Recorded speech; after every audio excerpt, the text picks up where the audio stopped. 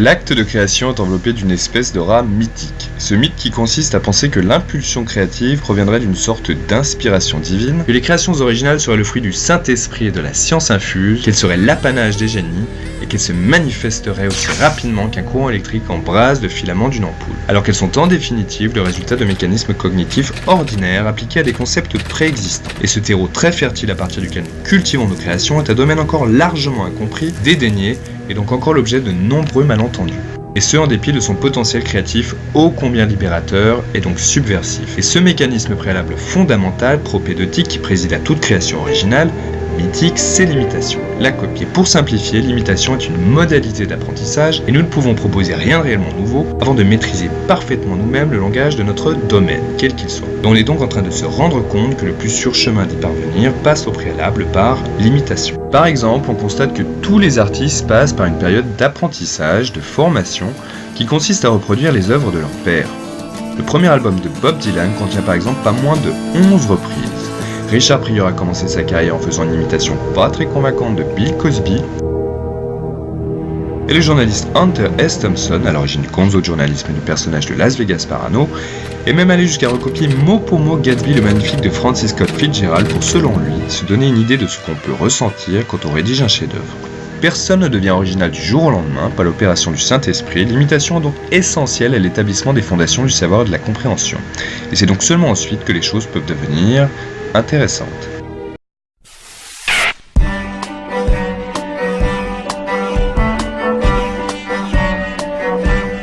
Après s'être familiarisé avec les fondamentaux du copiage, il devient alors possible de créer quelque chose de nouveau, en ayant recours au processus de transformation, c'est-à-dire en partant d'une idée et en y apportant des variations. C'est un travail très fastidieux, mais cela peut aboutir au final à de grandes découvertes. James Walker a par exemple grandement contribué à la machine à vapeur après s'être vu confier la tâche de réparer le modèle développé par Thomas Newcomen, et il a ensuite passé 12 ans de sa vie à développer son propre concept. Christopher Scholl a quant à lui modélisé sa machine à partir d'un piano. Son design a par la suite lentement évolué pour au final laisser la place au clavier de type QWERTY, encore d'usage dans les pays anglophones de nos jours.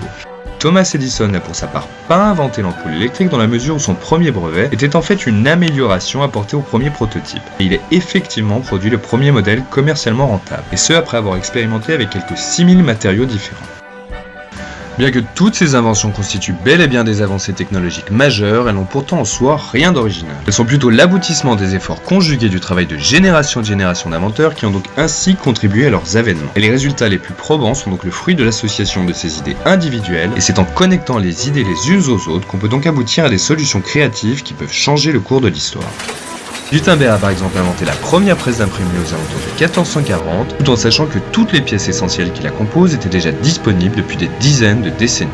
Henry Ford et la Ford Motor Company n'ont pas non plus inventé la chaîne d'assemblage, pas plus qu'ils n'ont inventé le concept des pièces interchangeables et encore moins l'automobile. Mais ils ont su faire en sorte de savoir fusionner tous ces éléments, avec pour résultat la production de la première voiture destinée au marché de masse, la Ford T. Dans le même ordre d'idées, il a fallu plusieurs décennies à l'Internet avant qu'il ne devienne vraiment opérationnel, grâce à la fusion de plusieurs réseaux et autres protocoles HTML qui permettront à cet outil de commencer à se démocratiser en 1991, quand Tim Berners-Lee invente le désormais fameux World Wide Web. Et voilà donc les trois éléments de base propices à toute création originale: copier, transformer et combiner. Et quelle meilleure façon d'illustrer ce phénomène qu'à travers le dispositif électronique que nous utilisons tous en ce moment même. Et pour mieux comprendre, revenons donc un peu en arrière à la genèse de la révolution de l'ordinateur personnel, le PC, et concentrons-nous sur la compagnie qui en est à l'origine. Xerox. Xerox a inventé le premier PC moderne au début des années 70. L'Alto, c'est son nom, était un système informatique équipé d'un dispositif de pointage, la fameuse souris, ainsi qu'une interface graphique. Il faut bien garder en tête que les ordinateurs personnels de cette époque étaient uniquement opérés à l'aide de petits interrupteurs qu'il vous fallait aligner dans le bon ordre pour obtenir une lumière qui clignote. L'Alto était donc vraiment en avance sur son temps. Et après avoir largement utilisé l'Alto, Apple sort non pas un, mais deux ordinateurs équipés d'une interface graphique. Le Lisa et son très populaire successeur, le fameux Macintosh. A noter que l'Alto n'avait jamais été conçu en vue d'une quelconque commercialisation, même si Xerox sort effectivement une machine qui s'en inspire en 1981 avec le Star 8010, soit 2 ans avant le Lisa et 3 ans avant le Macintosh. Et c'est donc le Star 8010 et l'Alto qui ont servi de fondation au premier Mac. Le star de Xerox se sert de la métaphore du bureau avec des icônes différentes pour les documents et pour les fichiers. Il est équipé d'un curseur, de menus déroulants et d'un menu pop-up, qui sont des innovations majeures pour l'époque. Et le Mac les a toutes copiées. Mais ils sont les premiers chez Apple à les avoir combinés, ce qui va très largement contribuer à les propulser vers un succès qui s'inscrit dans la durée. Fort de ce premier succès, Apple entreprend ensuite de faire du PC un bien de consommation courante, et le Mac se veut donc facile d'utilisation, au même titre qu'une télé ou un poste radio, à l'inverse du Star qui était quant à lui clairement à vocation professionnelle. Et le Mac se démarque donc clairement de son encombrant prédécesseur, à interface en ligne de commande qui dominait ce marché naissant. Le Mac est donc destiné au public et va entraîner dans son sillon une cascade de transformations. Premièrement, Apple commence par supprimer un des deux boutons de la souris afin de rendre ce nouveau dispositif de pointage plus intuitif. Et ils mettent ensuite au point le fameux double-clic pour ouvrir les fichiers, contrairement au Star de Xerox qui disposait pour ce faire d'un bouton additionnel. Le Mac permet aussi de faire glisser et déposer des icônes sur votre bureau et de redimensionner les fenêtres. Le Star n'était pour sa part pas équipé de cette fonctionnalité désormais en somme toute banale qu'est le glisser-déposer, et vous n'aviez d'autre choix que de devoir sélectionner une icône, appuyer sur une touche et ensuite cliquer sur la destination finale. Et la redimension de vos fenêtres nécessitait quant à elle l'utilisation d'un menu spécifique. Le Star et l'Alto comprenaient tous les deux des menus dits pop-up, mais en raison du constant changement de destination de ceux-ci, les utilisateurs devaient les réorienter à mesure. Mac introduit également la barre de menu qui a pour particularité de toujours rester à la même place quoi qu'il arrive, ainsi que la corbeille ou poubelle en vue de rendre la suppression des fichiers plus intuitive et donc moins stressante. Et enfin, à force de compromis et de bon sens conceptuel, Apple parvient à diminuer le prix à 2500 $, ce qui était toujours cher pour l'époque, mais bien plus accessible que les 10 000 $ qu'il vous fallait débourser pour Lisa et les 17 000 $ pour le Star. Mais la plus grande innovation de toutes reste sans conteste la fusion de l'interface graphique avec l'idée d'un ordinateur aussi accessible qu'un appareil ménager, au même titre qu'une télévision ou une machine à laver. Le Mac est donc l'exemple parfait du potentiel catalytique de la combinaison, alors que le Star et l'Alto sont quant à eux le résultat de nombreuses années de recherche et développement élitiste et illustrent de par leur exemple l'inertie qui caractérise le pouvoir de la transformation seule, même si eux aussi s'appuient évidemment, par la force des choses, sur le travail de leurs prédécesseurs.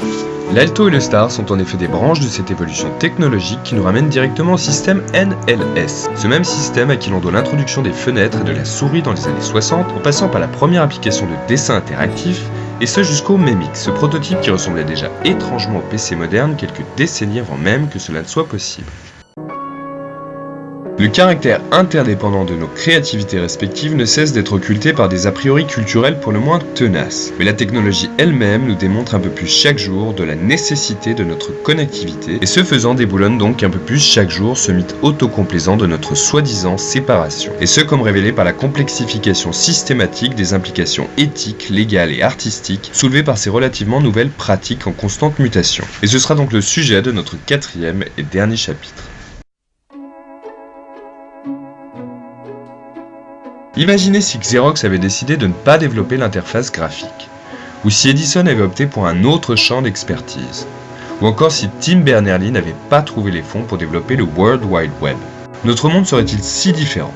Serions-nous pour autant moins avancés? L'histoire tend à nous démontrer que les choses ne seraient sans doute pas si différentes, dans la mesure où dès qu'une avancée technologique majeure fait son apparition sur le marché, on constate que d'autres en étaient arrivés plus ou moins aux mêmes conclusions, peut-être de façon légèrement différée, voire même éventuellement carrément simultanée. Cela reste encore bien souvent à déterminer tellement certaines des paternités de ces nouvelles avancées sont encore de nos jours bien souvent disputées. Newton et Leibniz sont par exemple tous deux mis au point une méthode de calcul aux alentours de 1684. Darwin propose sa théorie de l'évolution par sélection naturelle en 1858, mais Alfred Wallace développe plus ou moins la même idée, plus ou moins la même année. Et Alexander Graham Bell et Elisha Gray déposent un brevet pour le téléphone exactement le même jour. On appelle ça la théorie de la découverte concomitante, théorie selon laquelle une même innovation peut donc émerger en même temps en provenance de différents endroits. Et s'il est vrai que l'univers de la science et des inventions illustre parfaitement ce phénomène, le même constat se vérifie également dans le monde de l'art et notamment au cinéma avec par exemple pas moins de 3 films sur la vie de Coco Chanel qui sortent en l'espace de 9 mois entre 2008 et 2009. Dans le même genre, on dénombre pas moins de 4 films de science-fiction qui traitent du thème de la réalité artificielle en 1999. Et même le film a priori très original de Charlie Cochran, Synecdoche New York, mieux s'y pencher, contient des ressemblances plus que douteuses avec le roman Remainder de Tom McCarthy, en ce qui nous raconte tous les deux l'histoire d'un homme qui devient riche du jour au lendemain et qui commence à recréer des moments de sa vie, allant même jusqu'à recréer la recréation elle-même. Et pour être parfaitement honnête, ce documentaire que vous êtes en train de regarder, a été écrit juste avant que le journal Le New Yorker ne publie un article de Malcolm Gladwell sur la genèse de Xerox et Apple, et qui s'interroge également sur la véritable nature du principe créatif et des innovations.